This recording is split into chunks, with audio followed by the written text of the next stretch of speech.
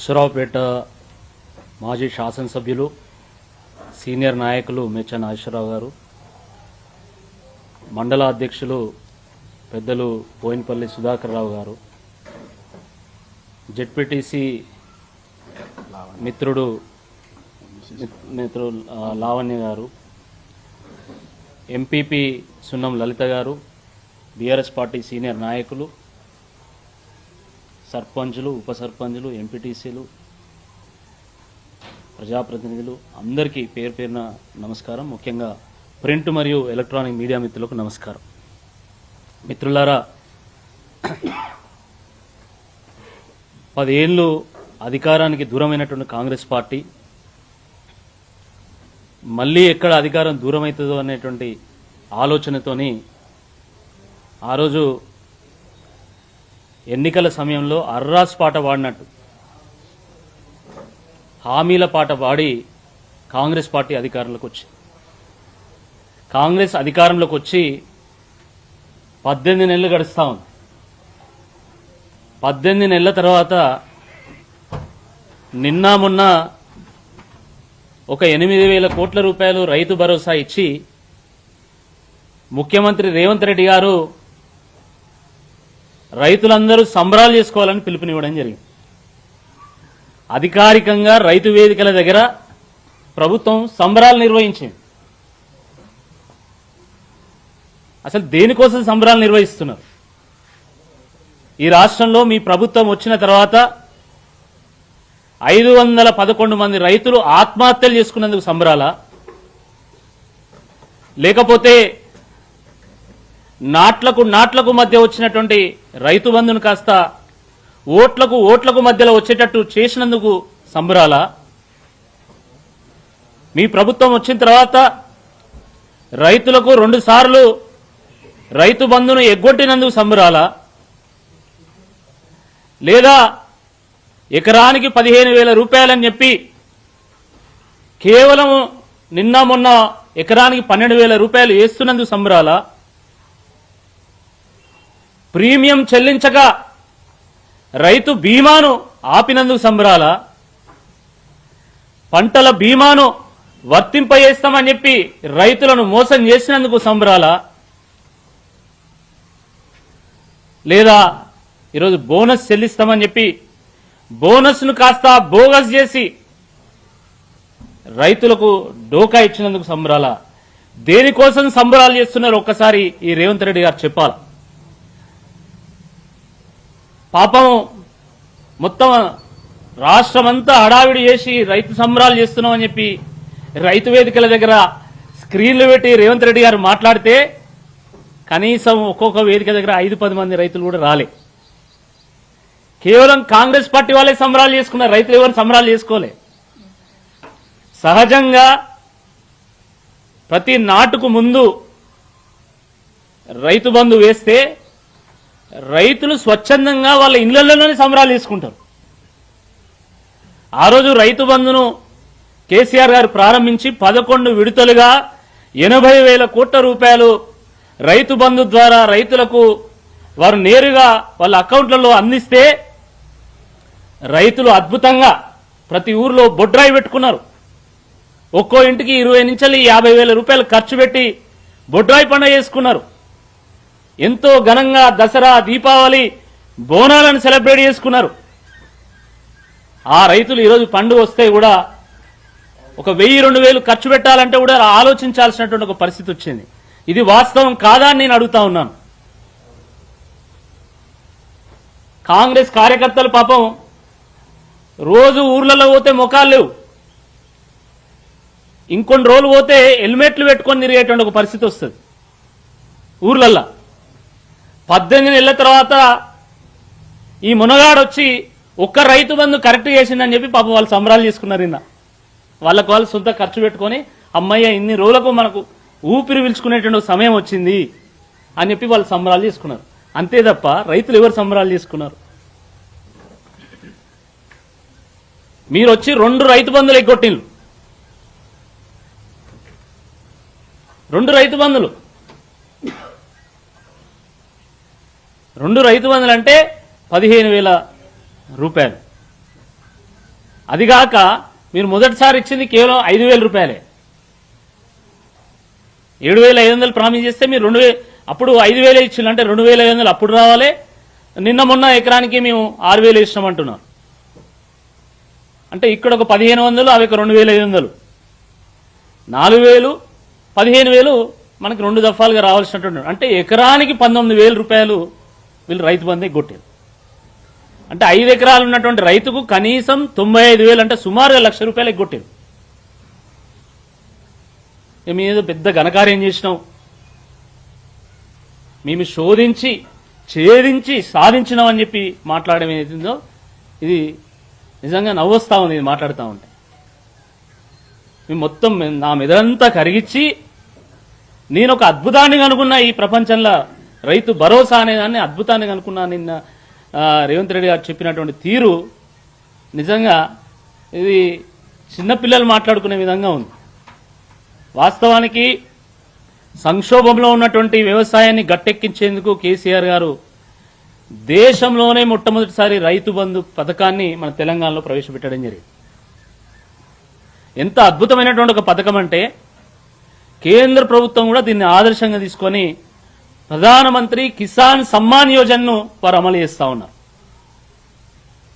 అంత అద్భుతమైనటువంటి పథకాన్ని ఈరోజు మీరు అరకురగా అమలు చేస్తూ సగం సగం అమలు చేస్తూ ఈరోజు సంబరాలు చేసుకోమంటే ఎందుకు సంబరాలు చేసుకుంటారు? 4 సీజన్లు పోయినాయి ఇప్పటికి. 4 సీజన్లలో 4 × 11,000 కోట్ల రూపాయలు, 44,000 కోట్ల రూపాయలు రైతులకు చెల్లించాల్సి ఉంటే వాళ్ళు మొత్తం చెల్లించింది మొదటిసారి 7,500 కోట్లు, రెండోసారి 3,500 కోట్లు, ఇప్పుడు 8,000 కోట్లు, మొత్తం చెల్లించింది 19,000 కోట్లు. అంటే 25,000 కోట్ల రూపాయల రైతు బంధును రైతులకు ఎగ్గొట్టింది. మళ్ళీ ఈయన శుద్ధపూస అయినట్టు కేసీఆర్ మొదటిసారి రైతు బంధును ఎగ్గొడితే మేము ఇచ్చినామంటాడు. కేసీఆర్ గారు రైతు బంధును వేయడానికి డబ్బులను జమ చేసిన తర్వాత ఇదే కాంగ్రెస్ పార్టీ వాళ్ళు వెళ్లి ఎన్నికల కమిషన్ కు లెటర్ ఇస్తే ఆ రోజు రైతు బంధు ఆగింది. ఆ డబ్బులను కాస్త మీరు ఈరోజు మంత్రులుగా ఉన్నటువంటి కొంతమంది కాంట్రాక్టర్లకు చెల్లించింది వాస్తవం కాదా? ఆ డబ్బులతోనే మూటలన్నీ ఢిల్లీకి పంపింది వాస్తవం కాదా? ఢిల్లీకి మూటలు పంపి మీ స్థానాన్ని పదిలపరుచుకున్నది వాస్తవం కాదా? మరి ఎందుకు ఇట్లా మాట్లాడుతూ ఉన్నారు? రుణమాఫీ ఏమన్నారు? ఏకకాలంలో 2 లక్షల రూపాయలు రుణమాఫీ చేస్తామన్నారు. రుణం తీసుకొని వాళ్ళు ఉంటే వెంటనే రుణం తీసుకోండి. ఎందుకంటే డిసెంబర్ 8వ తేదీ మేము రాగానే తక్షణమే 2 లక్షల రూపాయలు ఏకకాలంలో రుణమాఫీ చేస్తామంటే నిజంగా రైతులందరూ కూడా ఆశపడ్డారు. కానీ ఏం జరిగింది? పావుల వంతు మందికి రైతు రుణమాఫీ చేసి ఇందులో 75% మిగిలి ఉన్న వాళ్ళకు కూడా మేము చేసినామని మాట్లాడుతూ ఉన్నాం. చారానా కోడికి బారానా మసాలా అన్నట్టు చేసింది పావుల వంతు మందికి, కానీ మేము అందరికీ చేస్తామని చెప్పి మాట్లాడుతూ ఉన్నాం. 46,000 కోట్ల రూపాయల రుణమాఫీ చేయాల్సింది కేవలం 21,000 కోట్ల రూపాయలు రుణమాఫీ చేసి 25,000 కోట్ల రూపాయలు రుణమాఫీలో ఎగ్గొట్టింది. ఇక పోతే బోనస్. ఆ రోజు ఏమన్నారు? ప్రతి పంటకు బోనస్, అది మొక్కజొన్న కానీ పల్లి కానీ లేతే వరి కానీ ప్రతి గింజను ప్రభుత్వమే ఉంటుంది, కొన్న ప్రతి క్వింటాల్కు 500 రూపాయలు బోనస్ ఇస్తామన్నారు. కానీ జరిగింది ఏంది? కేవలం వడ్లకే బోనస్ ఇస్తాం, దాంట్లో కూడా సన్న వడ్లకే బోనస్ ఇస్తామని చెప్పి ముఖ్యమంత్రి గారు సెలవిచ్చారు. పోనీ అదన్నా ఏమైనా చక్కగా అమలు చేసిలా అంటే ఎక్కడో 5 పైసల వంతు మందికి 10 పైసల వంతు మందికి వాళ్లకు ఇప్పటికీ బోనస్లు వచ్చినాయి. ఒక 21,000 కోట్ల రూపాయల బోనస్ రావాల్సి ఉంటే కేవలం 1,000 కోట్ల రూపాయల బోనస్ ఇచ్చి ఈరోజు చేతులు దులుపుకున్నారు. అందుకనే పదే పదే కేటీఆర్ గారు, మా హరీష్ రావు గారు, మేచా గారు వీరందరూ ఏమంటున్నారు? బోనస్ కాస్త బోగస్ అయింది అంటున్నారు. ఊరికే అనట్లే. 21,000 కోట్ల రూపాయల బోనస్ రావాల్సి ఉంటే ఈరోజు మీరు ఇచ్చింది ఎంతయా అంటే 1,000 కోట్ల రూపాయలు. దీనికి రైతులు సంబరాలు చేసుకోవాలి. ఇది మీరు సాధించింది. కేసీఆర్ గారు ఆ రోజు ఒక్క గుంట ఉన్నా 10 ఎకరాలున్నా 100 ఎకరాలున్నా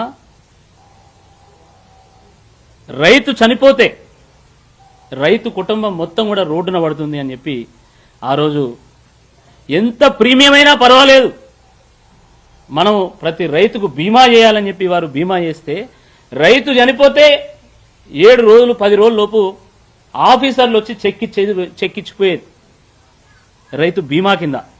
ఈరోజు ఏంది పరిస్థితి? రైతు చనిపోతే ఆ చెక్ ఎప్పుడు వస్తుందో కూడా తెలియదు, ఎందుకంటే ప్రీమియం చెల్లించలే వీళ్ళు ఇప్పటివరకు. రైతు ద్రోహులు వీళ్ళు. కానీ కేసీఆర్ గారిని ఉరిదీయాలంటాడు మళ్ళీ రేవంత్ రెడ్డి గారు. ఈయన బాగా పొడిచిండటగా రైతులకు, కేసీఆర్ గారిని ఉరిదీయాలట. 14 ఏళ్లు ఉద్యమం చేసి దశాబ్దాల ఆకాంక్షను, ప్రతి గుండెలో అంతర్లీనంగా ఉన్నటువంటి తెలంగాణ ఆకాంక్షను సాకారం చేసినటువంటి నాయకుడిని పట్టుకొని ఉరిదీయాలంటాడు. ఎంత దుర్మార్గం ఇది! ఇది చాలా దురదృష్టకరం. ఇప్పటికైనా వాస్తవాలు మాట్లాడాలి.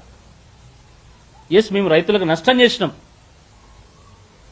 సంక్షోభంలో ఉన్నటువంటి వ్యవసాయాన్ని కేసీఆర్ గారు గట్టెక్కిస్తే మళ్ళీ మేము సంక్షోభం దిశ తీసుకెళ్ళినాం. ఇప్పటి నుండైనా మేము చక్కగా పనిచేస్తామని ఒక మాట ఇస్తే రైతులు మేము క్షమిస్తారు.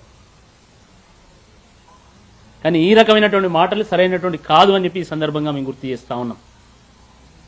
అచ్చా, మీరు రైతు బంధు ఇచ్చింది కదా ఇప్పుడు 7,500 ఎకరానికి 8,000 కోట్ల రూపాయలు నిన్న విడుదల చేసినామన్నారు. సరే, చాలా మందిని అడిగితే 60% మంది మాకు వచ్చినాయి అంటాను, ఇంకో 40% మంది ఇంకా రావాలంటున్నారు. సరే, అందరికి వచ్చినాయని అనుకుందాం. ఉదాహరణకి మీరు ఒక మాట ఇవ్వండి, ఇట్లనే ప్రతిసారి 6,000 రూపాయలు వచ్చినాయా? 6,000. ఇట్లనే ప్రతిసారి 6,000 అయినా పర్వాలేదు, ఇట్లనే ప్రతిసారి ప్రతి సీజన్లో మేము రైతు బంధు ఇస్తాం, 5 ఎకరాలున్నా 10 ఎకరాలున్నా వేస్తామని చెప్పండి. మేము ఎన్నికల కోసం వేస్తలేమని చెప్పండి.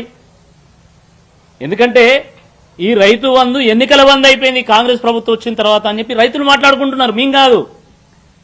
మీరు డిసెంబర్లో అధికారంలోకి వచ్చిండ్రు, రైతు బంధు ఎప్పుడు వేసిండ్రు? మేలో వేసిండ్రు. ఎందుకు? పార్లమెంట్ ఎన్నికలని. దాని తర్వాత మళ్ళీ రైతు బంధు వేయలే. 2 ఎకరాలలో 3 ఎకరాలకి వేసిండ్రు, కానీ మిగతా వాళ్ళకి వేయలేదు. మళ్ళీ ఇప్పుడు వేస్తున్నారు. ఎందుకు వేస్తున్నారు మీరు? ఇప్పుడు స్థానిక సంస్థల ఎన్నికలున్నాయి కాబట్టి. కేసీఆర్ గారు నాట్లకు ముందు వారు రైతు బంధు వేస్తే మీరు ఓట్లకు ముందు మీరు రైతు బంధు వేస్తున్నారు. ఇది ఎన్నికల బంధు అయిపోయింది. లేదు, మేము ప్రతిసారి వేస్తామని చెప్పి రేవంత్ రెడ్డి గారు మాట ఇవ్వమనండి. పోనీ వ్యవసాయ శాఖ మంత్రి ఈ ఖమ్మం జిల్లాలోనే ఉన్నాడు కదా, వారైనా మాట ఇవ్వాలా. అప్పుడు చిత్తశుద్ధి ఉంది వీళ్ళకి అని చెప్పి నమ్ముతారు. మిత్రులారా, కేసీఆర్ గారు తెలంగాణ వచ్చిన తర్వాత ఎంతో కష్టపడి ఖమ్మం జిల్లాలో ఉన్నటువంటి సీనియర్ నాయకులతో, ఆరు తుమ్మల గారు కానీ, మేచ్చా గారు కానీ, చాలామంది సీనియర్ నాయకులతో చర్చించి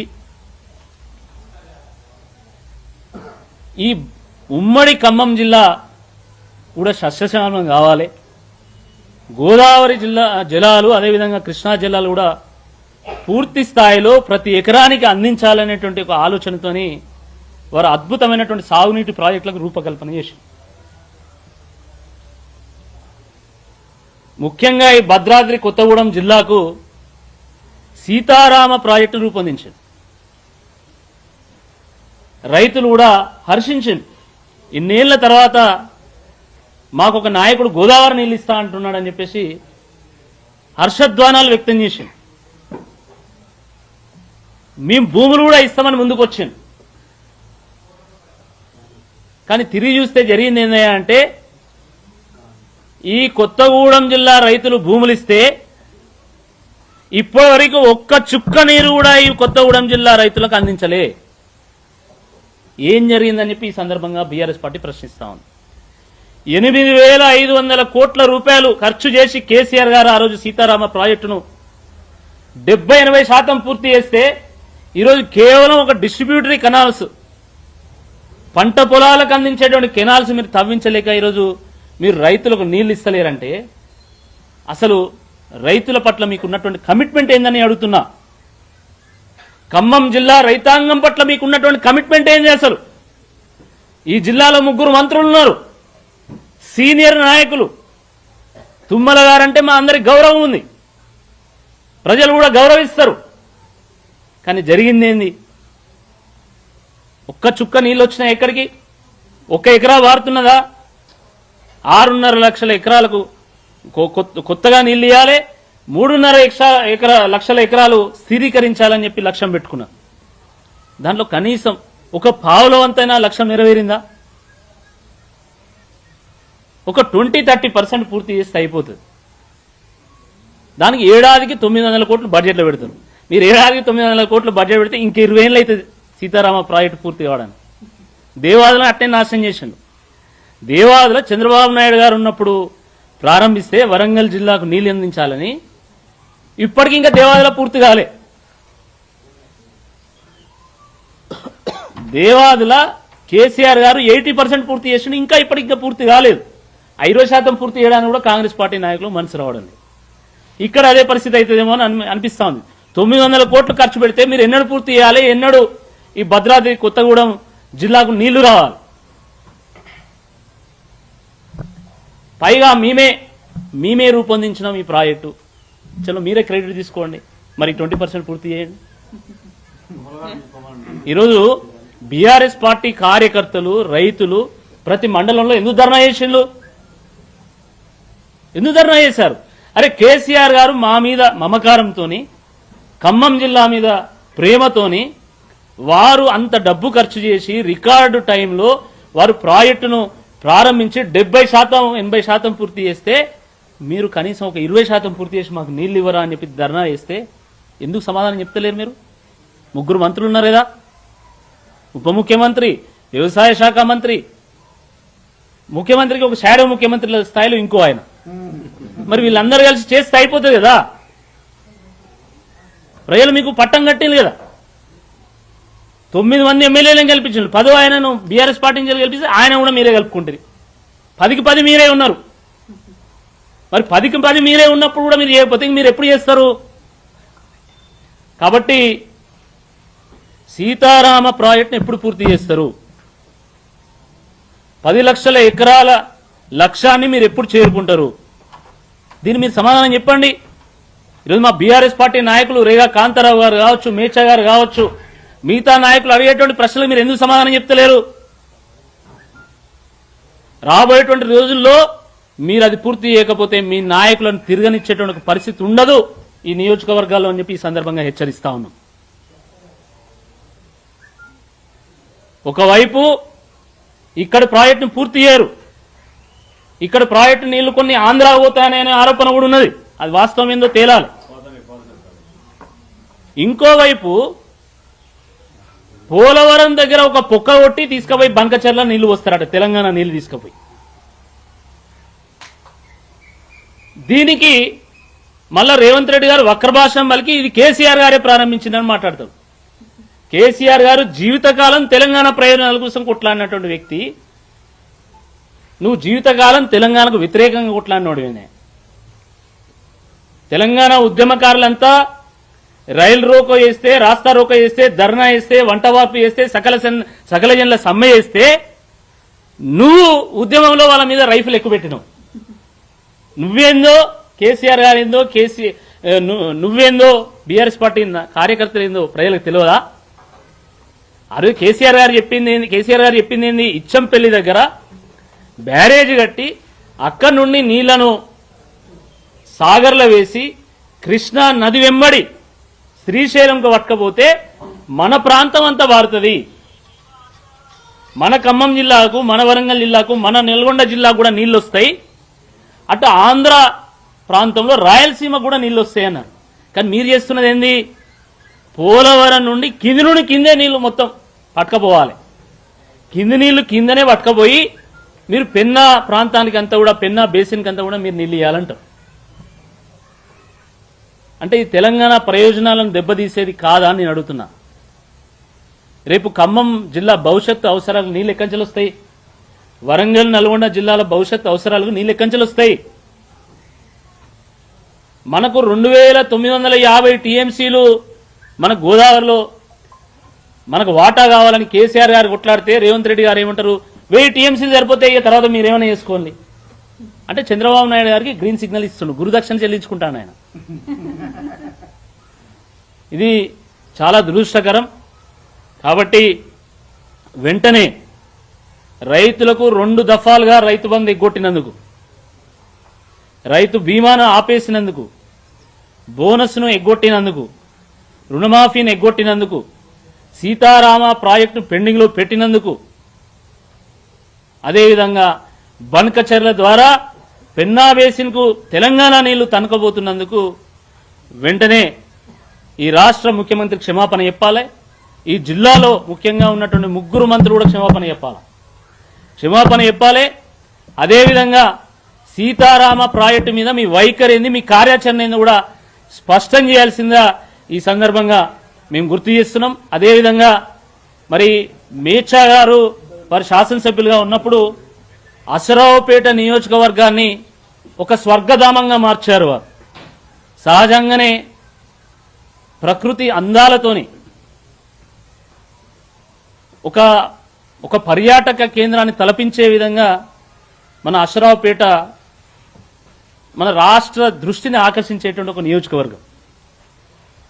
వారు బీఆర్ఎస్ పార్టీలో చేరిన తర్వాత వారు శాసనసభ్యులుగా ఉన్నప్పుడు కేసీఆర్ గారు ఎన్నో నిధులు సమకూర్చారు.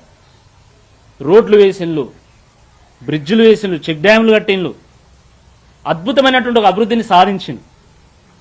ఈరోజు ఈ ప్రభుత్వం వచ్చిన తర్వాత 18 నెలల తర్వాత మీరు చేసినటువంటి అభివృద్ధి ఏంది, మీరు ఇచ్చినటువంటి నిధులు ఏంది చెప్పండి.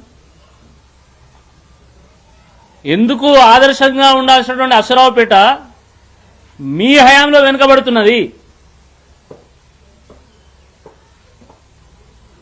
భవిష్యత్తులో మీ కార్యాచరణ ఏంది? దీనికి కూడా సమాధానం చెప్పాల్సిందే ఈ సందర్భంగా కోరుతూ ఈ జిల్లా రైతాంగానికి మరొక్కసారి మేము భరోసా ఇవ్వదలుచుకున్నాం. తప్పకుండా ఈ జిల్లా రైతులకు బీఆర్ఎస్ పార్టీ ఒక రక్షణ కవచంగా ఉంటుంది. సందర్భం వచ్చినప్పుడు తప్పకుండా మా అగ్రనాయకులు ఇక్కడ పర్యటిస్తారు. సీతారామ ప్రాజెక్టు కానీ ఇంకా మిగతా ప్రాజెక్టులు కానీ వాటి యొక్క పురోగతి విషయంలో కూడా వారు ఇక్కడ తనిఖీ చేస్తారు, తప్పకుండా సందర్శిస్తారు, తప్పకుండా మిమ్మల్ని ప్రశ్నిస్తారని చెప్పి ఈ సందర్భంగా హెచ్చరిస్తూ ధన్యవాదాలు. నేను ప్రశ్న ఉంటే మీరు అడగవచ్చు.